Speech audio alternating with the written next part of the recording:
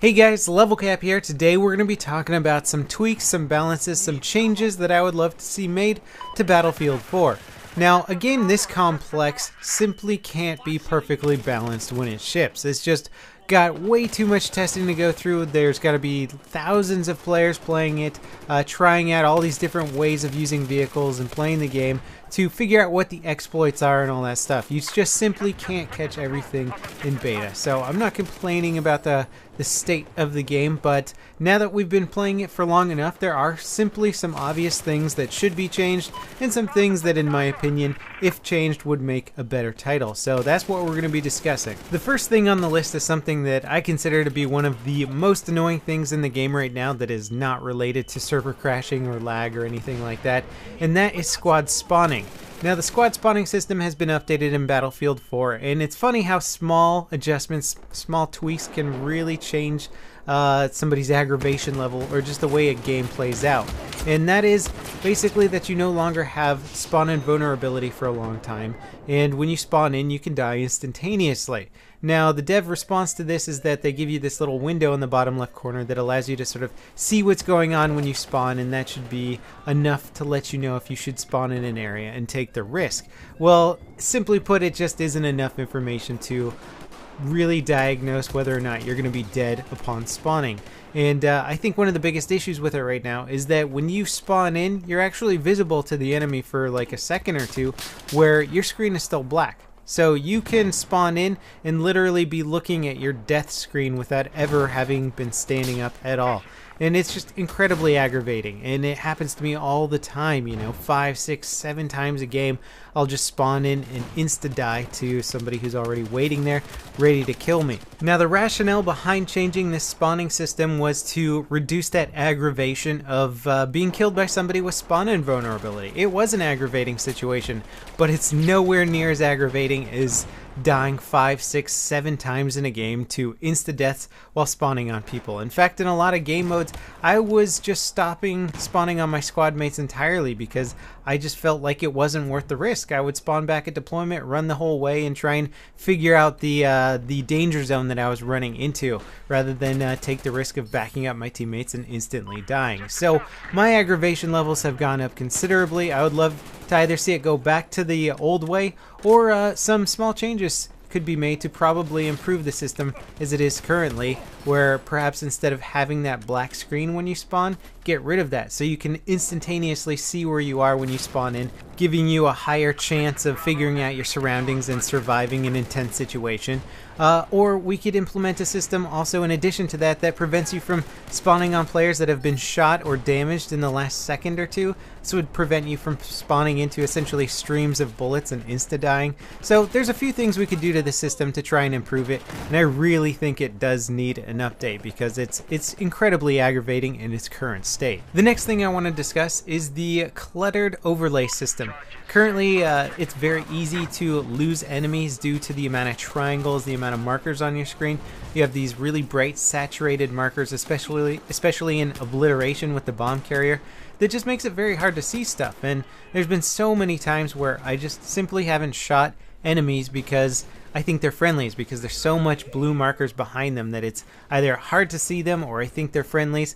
This was an issue in BF3, but it seems to have compounded like 4 times in Battlefield 4. So I would love to see a way for DICE to try and minimize some of this overlay stuff going on, or reduce the contrast of it or the size of it or something, because in its current state I think it's just a little too much, and a lot of people have expressed similar opinions.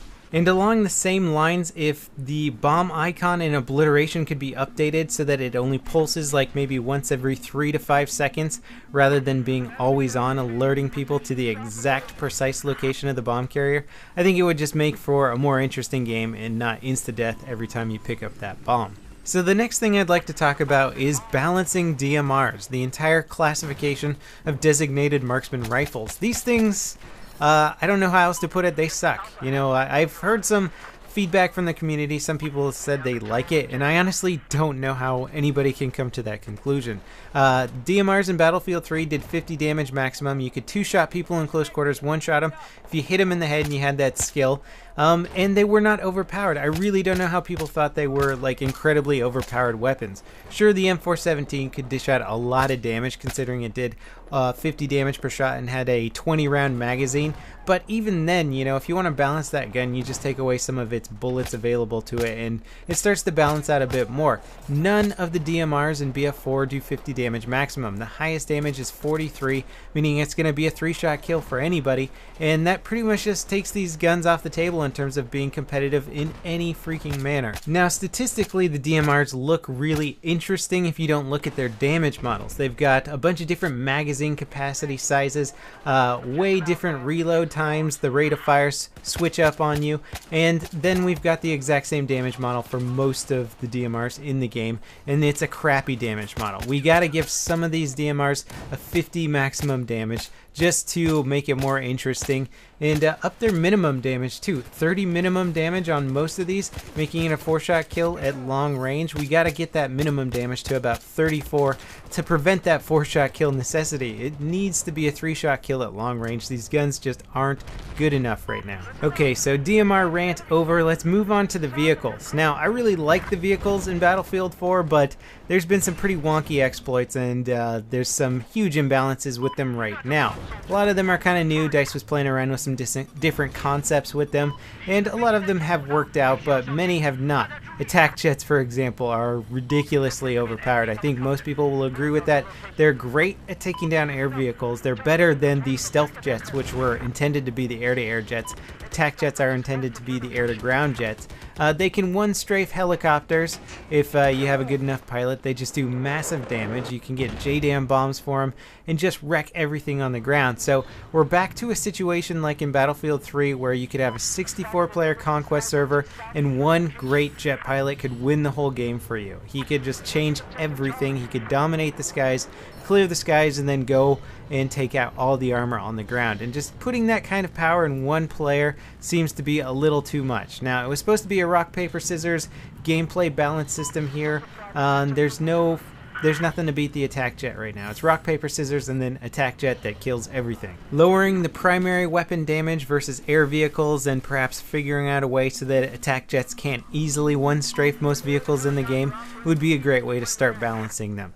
Now, moving on to some of the helicopters, we've got the Scout helicopter, which is a lot of fun. There's been some weird updates to it, and right now, the passenger seats in this thing just keep it alive forever. It's essentially turned into the Black Hawk helicopter from Battlefield 2, where you could just repair them all day. Nothing could take them down. They could absorb tank shots practically. Not quite so much with the Scout heli, but the idea is that you can just have 2 reppers on this thing, keeping it alive forever. You can have them firing RPGs and stingers at armor and other air vehicles, and they've just turned into these incredibly powerful vehicles. I'm not sure if this was intended by the devs, but I think it's really become too overpowered. There's also some weird exploits where you can swap between pilot and passenger seats to recharge the flares instantaneously, and this allows you to basically infinitely block lock-on missiles. You might have seen this in a game. I've seen it a few times. Fired 5 stingers at a Scout helicopter that was not behind cover, and not a single one of them hit. So that was really, really weird and kind of upsetting when I realized that that exploit existed. So that simply has to be fixed, but the balancing aspect of this game, I think we could really start to fix it by lowering the repair amounts that engineers can do to this helicopter. We've got to lower the repair time on this chopper so that it can't simply just tank tons and tons of stinger hits and stay up in the air all day. Then we've got attack helicopters. Now, attack helicopters are pretty darn good. The only problem is that a lot of vehicles in the game simply dominate them, like the attack jet, so hopefully they will become better once certain vehicles get nerfed in their air-to-air abilities and stuff like that. One thing I would love to see changed with the attack helicopters is better damage from the gunner seat towards air vehicles. Currently, if you've ever seen an attack helicopter versus attack helicopter battle, those can go on for like 3-4 minutes sometimes because they're completely dependent on the pilots being able to dish out enough damage against each other, because the gunners simply just don't do enough right now. Or maybe it's a lag issue and there's hitbox issues and they just can't score enough direct hits. But either way, the gunners need to do a little bit more versus air. I'd also think that the primary weapons for attack helicopters need like one extra magazine capacity. Right now it just seems like you run out of your primary ammo so quickly, and then you gotta go run and recharge, that they just can't get in and simply do enough damage when sometimes you have a lot of easy to kill targets that are just right there, ripe for the picking, and you just simply don't have enough ammo to deal with them. You take out one tank and then you gotta go run away and recharge your ammo.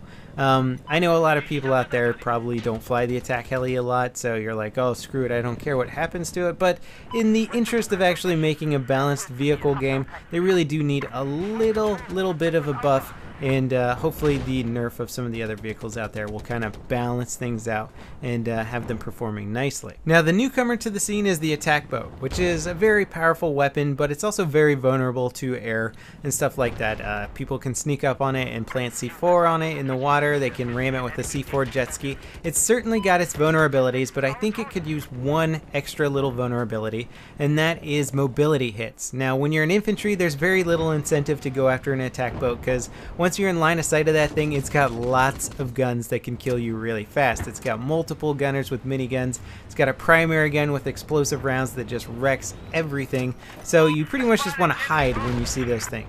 Now, if you had an RPG and you had the ability to get an easy mobility hit on an attack boat, keeping it from speeding away, then you could kind of keep it trapped in one area and try and take it out. Doesn't mean that you're not in a risky situation attacking the attack boat, but you would at least have a fighting chance, because right now when I hit one with an RPG or a small or even two, then it's like, oh, I'm getting some damage, I'm just gonna book it, and they just hit the turbo booster and get out of there, repair, and then come back when I'm not expecting it, and that's really aggravating. Now I'd love to see infantry get a little bit extra boost for fighting the attack boat. Now, how about transport helis? Those things are fun. I think they serve their purpose well, but the miniguns are just garbage. It was mentioned in beta plenty of times. They're pretty much Nerf guns on the side of the attack heli, the transport heli, and the damage versus infantry simply has to be upped. I know they're probably the exact same miniguns you find on boats, but those boats are sort of in a more stationary position and they're much easier to aim. The transport heli needs to get the minigun damage upped, because right now it's just so painful trying to shoot those infantry targets, even the very easy to spot, easy to hit ones. Now, generally I focus on weapon balance, vehicle balance, game mechanics, that sort of thing, but there's a map in Battlefield 4 that I feel suffers from just really bad vehicle choices, and that is the Conquest version of Langkang Dam. Right now you get two jets in there, a stealth jet and an attack jet per each side. You get an attack helicopter, I think there might even be a scout helicopter in there, and it basically turns into an air-dominated map. You also get the AC-130, which I think is just kind of annoying in any map, but certainly in this map as well. There's no cover on the ground for helicopters. The jets, once a good jet pilot's up in the air, he dominates the whole round, and the layout of the map itself geographically actually looks like it could be really interesting for land and sea battles, but you're never going to get to see that because the air just kind of flies in and wrecks everything. So I would love to see the jets gone from that map. I would love to see, instead of the attack helicopter, a transport helicopter, just have sort of the lighter helicopters in this map, and then let the attack boats actually duel it out and let the ground vehicles have some interesting urban combat in there before they get wrecked by everything that flies. Because right now Langkang Dam is by far my least favorite Conquest map, and I think it has the potential to actually be a really good one, and I would just hate to see all its potential be wasted on something as simple as bad vehicle spawns. So anyway, that's my list of changes, fixes I would love to see implemented to this game. Let me know what you guys think. Let me know if there's fixes that you guys would like to see, or if you have better modifications than I had for fixing certain issues in the game. I would also love to hear those. And remember, when you're thinking of fixes or changes that you want devs to take into account, to think of practical changes, things that aren't going to require rewriting the entire game code, but more of just tweaks, modifications that are relatively easy to implement, and they're probably more likely going to happen. So as always, thanks for watching, guys, and I'll see you next time. This is Level Cap, signing off.